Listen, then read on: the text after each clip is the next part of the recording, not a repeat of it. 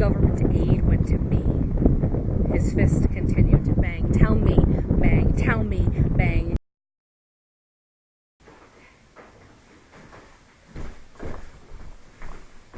Hi, my name is Adriana Ramirez, or Adriana Ramirez, and I'm a writer.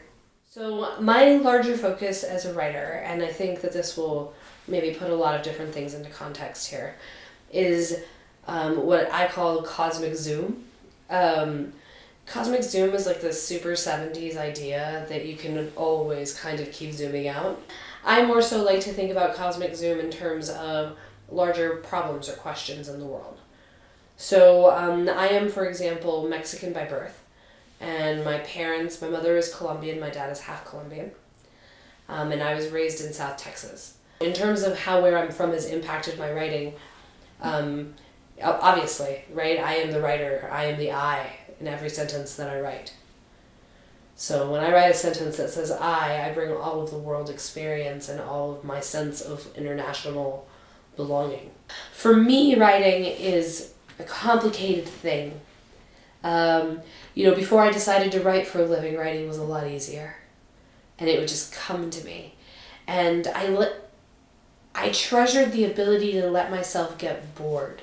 Not sure what the best kind of glue is to put together a jigsawed organ. It's like my whole life I've been looking for a place to live, a home, and everywhere I look the houses simply conform how not normal I am. I don't look like the neighbors, I don't like taking stairs, the parking lot is always too far away, I need a bigger place. Like writing, the act of making and creating for me has been a way of entertaining myself on some level, but also capturing myself and also allowing me to kind of interrogate how I understand the universe that I live in. Violentology specifically works to the study of a period of Colombian history that was characterized by intense and insane amounts of violence.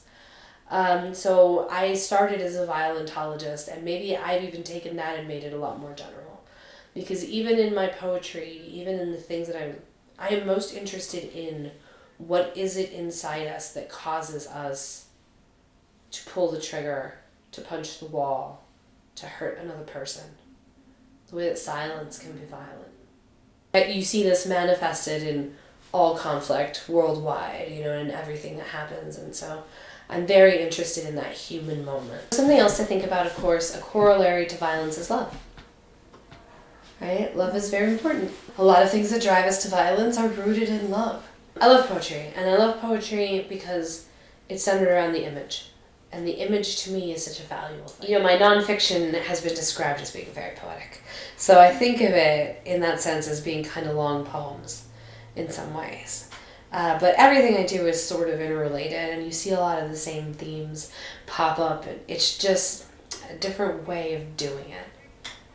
I think that poetry allows me a possibility in a wheelhouse of expression that sometimes nonfiction doesn't, right? In nonfiction, I'm unearthing, I'm exploring, I'm researching, I'm investigating, I'm taking something and looking at it from every possible angle, right? Whereas in a poem, it's like, boom, snapshot, and especially a performed poem.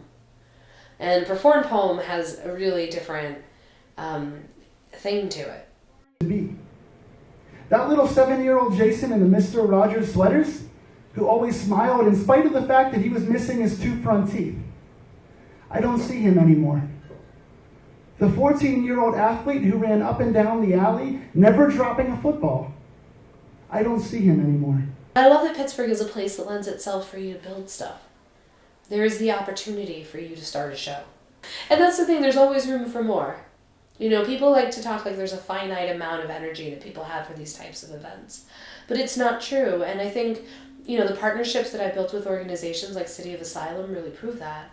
And they have tons of shows and tons of events that appeal to that kind of diversity of person. I like Pittsburgh. It's tough sometimes being the only Latina poet I know. But also, it's nice that I'm here and that I'm honored and that people see me.